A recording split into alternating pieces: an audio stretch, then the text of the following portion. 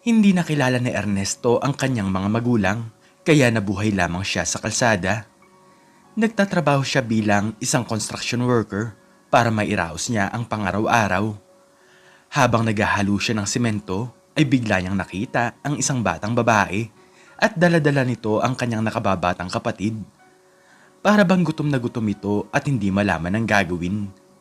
Nang dahil doon ay agad itong nilapitan ni Ernesto. Iha, may problema ka ba? Baka may maitutulong ako sa'yo. Tanong ng binata. Gutom na po kasi ang aking kapatid at higit sa lahat ay mataas po ang kanyang lagnat. Kami na lang pong dalawa ang magkasama dahil may iba ng mga pamilya ang aming nanay at tatay. Malungkot na sagot ng batang babae. Kumuha si Ernesto ng pera sa kanyang bulsa, sabay ibinigay nito sa bata. Sinabihan pa ito ng lalaki na hintayin lamang siya na makatapos sa kanyang trabaho nang sa ganoon ay masamahan niyang mga ito sa tindahan ng gamot. Nagulat naman ang batang babae dahil ang tingin nito ay kailangan din ni Ernesto ng pera. Paano naman kasi ay madumi rin ang katawan nito at alam naman ng bata na maliit lamang ang kinikita nito sa kanyang trabaho. Pero kuya, paano naman po kayo? Baka sa amin lang po mapunta ang sweldo nyo. Nahihiyang tanong ng babae. Mag-isa lang ako sa aking buhay, kaya wag mo akong isipin. Kaya ko pating magtiis ng gutom. Pero kayo, mga bata pa kayo. Paliwanag ni Ernesto. Nang makatapos ang lalaki sa kanyang trabaho ay agad niyang sinamahan ng dalawang bata. Pinakain niya ang mga ito sa isang simpleng karinderya at pagkatapos noon ay pumunta sila sa tindahan ng gamot. Maraming salamat po sa inyo. Madalas po kaming ipagtabuyan ng ibang mga tao pero hindi ko po akalain na may tao pa pong katulad nyo. Naluluhang sabi ng bata. Pagkatapos noon ay nagpaalam na ang mga ito sa kanya. Masaya naman ang binatang si Ernesto dahil nakatulong siya sa mga tao na nangangailangan ng tulong. Alam niya kasi ang pakiramdam ng walang magulang. Yung wala kang aasahan kundi ang iyong sarili lamang.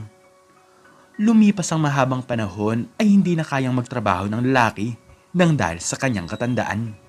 Mag-isa pa rin siya sa kanyang buhay kaya para bang nawawalan na siya ng pag-asa. Nang dahil sa katandaan ay mag-isang binubuhay ni Mang Ernesto ang kanyang sarili. Hindi siya nagkaroon ng asawa dahil wala namang babae ang nagkakagusto sa kanya.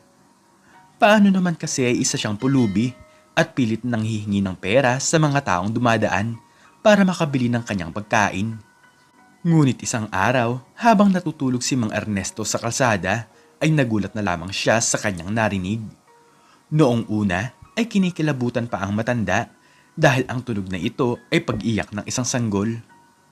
Sino naman na nag-iwan sa'yo dito? Huwag kang mag-alala dahil aalagaan kita. Napapakamot na sabi ni Mang Ernesto.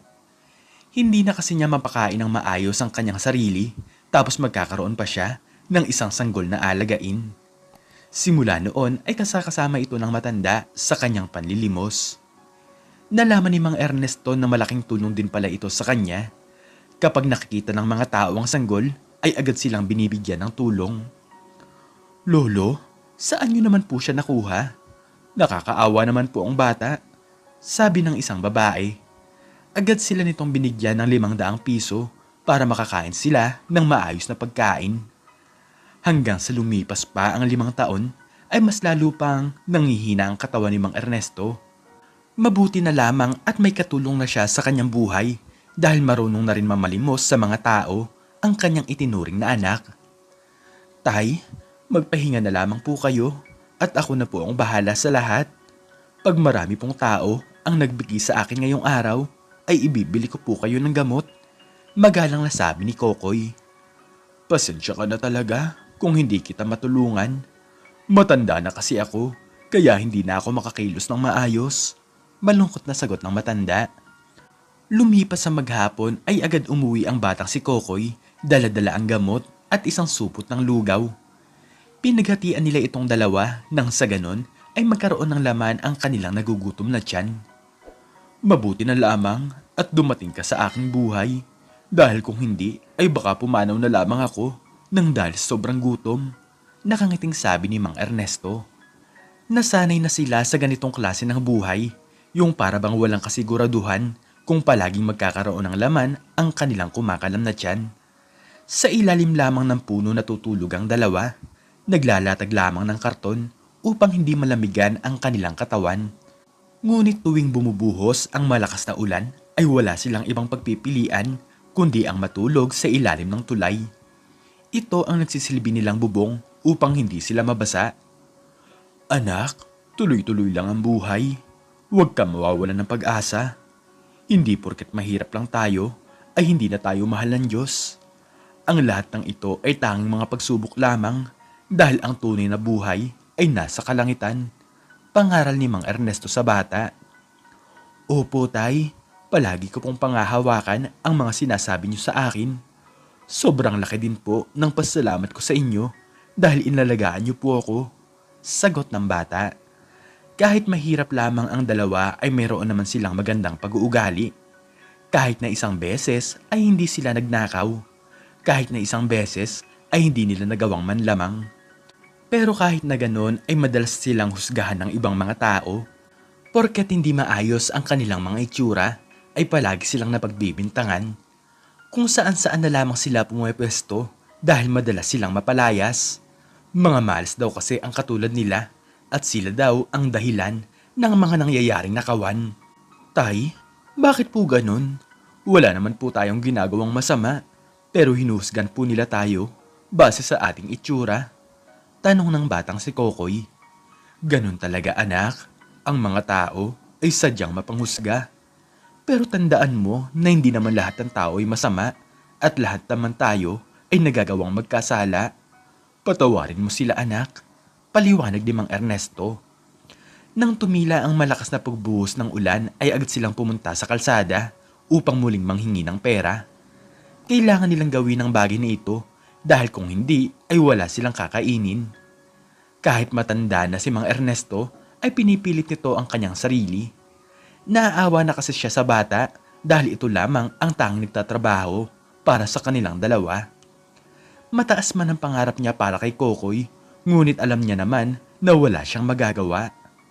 Isang araw habang namamalimos sila sa kalsada ay bigla na lamang natumba ang bata. Sobra-sobra talaga ang pag-aalala ni Mang Ernesto at napag-alaman ito na sobrang taas ng lagnat ni Kokoy.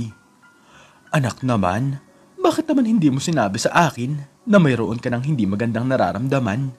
Tanong ni Mang Ernesto. Pasensya na po tay. Hindi ko naman po kasi kaya na makita kayong nahihirapan. Wala po pati tayong kakainin kung sakaling hindi po ako magtrabaho. Mahinang sagot ng bata. Ang natitirang 20 pesos nilang pera ay ipinambili ni Mang Ernesto ng gamot at lugaw. Hindi niya malaman ang kanyang gagawin at ang kanyang tanging panalangin ay mapagaling na nito si Kokoy sa masamang nararamdaman ng bata. Kumain ka na muna at pagkatapos ay uminom ka na ng gamot. Hayaan mo at ako na muna ang manghihingi ng pera sa mga tao. Malungkot na sabi ng matanda.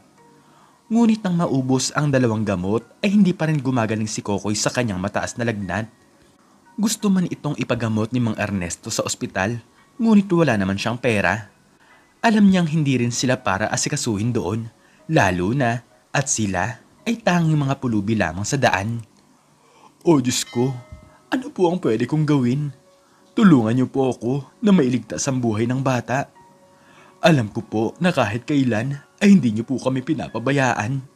Malungkot na sabi ni Mang Ernesto na halos mawala ng pag-asa. Lumipas ang isang araw ay hindi pa rin gumagaling si Kokoy, kaya sinubukan na ni Mang Ernesto na lumapit sa mga ospital para magbaka sakali na sila ay matulungan. Ngunit kahit na isa ay walang tumutulong sa kanila. Inaasahan na naman talaga ito ng matanda dahil wala naman silang pera. Sa pang-araw-araw na napapalimos ni Mang Ernesto ay iniaasa na lamang niya sa gamot ang sakit ni Kokoy.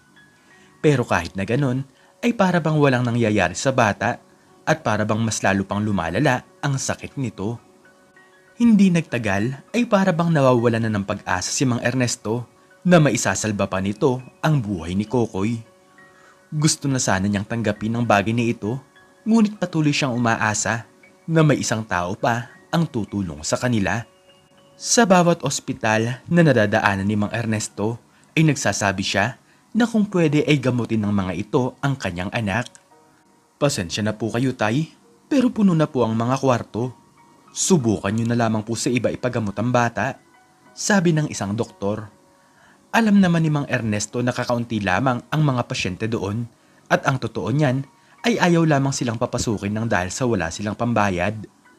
Sa huling pagkakataon ay muling sinubukang lumapit ng matanda sa isang ospital, ngunit hindi pa rin sila nito pinapasok sa loob.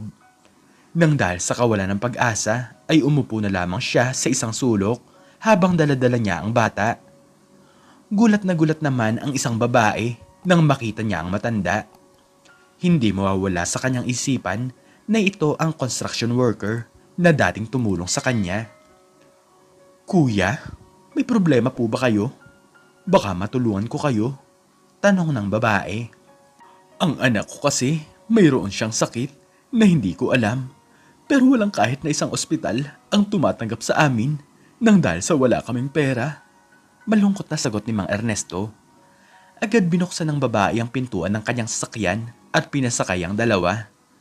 Mayaman ang babaeng ito na kayang sagutin ang pagpapagamot kay Kokoy. Kaya noong una ay hiyang-hiya si Mang Ernesto. Sa unang pagkakataon kasi ay nakasakay sila sa isang magarang sasakyan.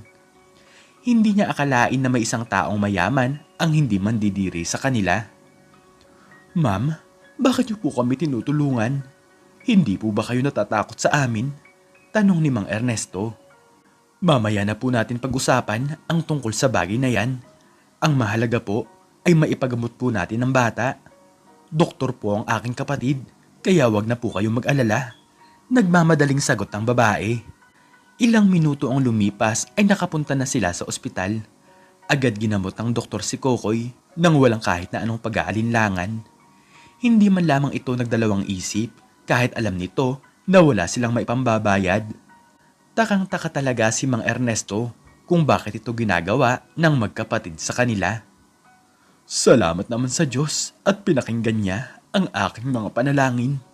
Salamat po, Panginoon, masayang sabi ni Mang Ernesto. Lumipas ang 5 araw ay naging maganda na ang kalagayan ni Kokoy. Gumaling na ito sa kanyang karamdaman. Ngunit hindi pa pala dito nagtatapos ang pagtulong ng magkapatid dahil binigyan sila nito ng sariling tahanan. Sa bahay na iyon ay mayroon na ring mga pagkain upang hindi na nila maranasan na magutom ang kanilang mga tiyan. Maraming salamat po talaga sa inyo.